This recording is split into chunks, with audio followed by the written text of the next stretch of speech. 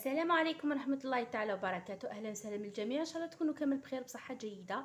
اليوم جبت لكم حلوة جديدة وبزاف بنينة وإن شاء الله نفيدكم بهذه الفكرة وتشاركوها مع أحبابكم وتدوها هدايا. هي تشبه لي دات فوغي، بصح الشكل تشبه لي دات فوغي، لكن الحشوة والخدمة ماشي كيف. إذا بدون إطالة نبداو في المقادير. واش عندنا نستعملوا كاس حليب مركز محلى وطيب فوق الكسرون فوق الفرن. عندنا هنا 200 غرام جوز مع البندق، عندنا صفار بيضاء، وعندنا ملعقه نتاع الزبده. ديروا زبده حره هكا ولا زبده، يعني زبده ماشي مارغرين. نخلطوا كامل الخليط كما راكم تشوفوا، ونروح نديه فوق النار ونبدا نخلط حتى ينشف ويولي لي كتله.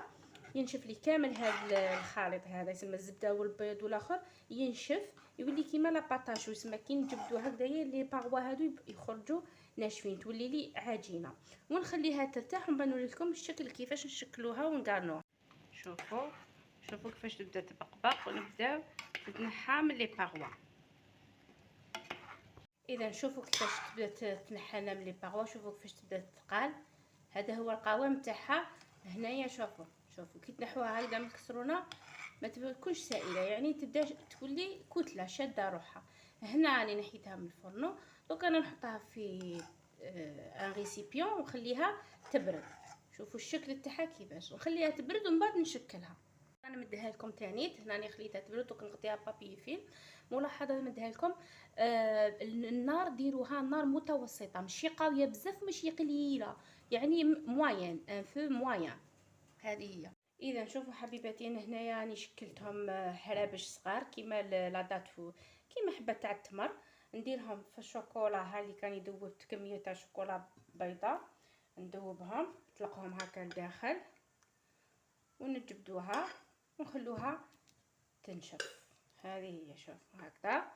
ومن بعد التزيين نتوما واش حبيتو تحطوا لها من فوق، لا حبيتو تلونوهم كيما انا لونتهم، جيبوا شويه ملون غذائي تاع الخاص بالشوكولاته تضيفوه هنايا، تلونوا اللون اللي حبيتو وديروها هنا. نخليها هنايا تنشف ونوريها لكم في طاوله التقديم.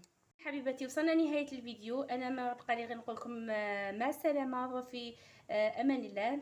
انا قسمت لكم حبه هايك باش تشوفوا كيفاش جات من الداخل. هايك شوفوا كيفاش تجي طريه. شوفوا، انا ما بقى لي غير نقول لكم الى اللقاء ومع السلامه.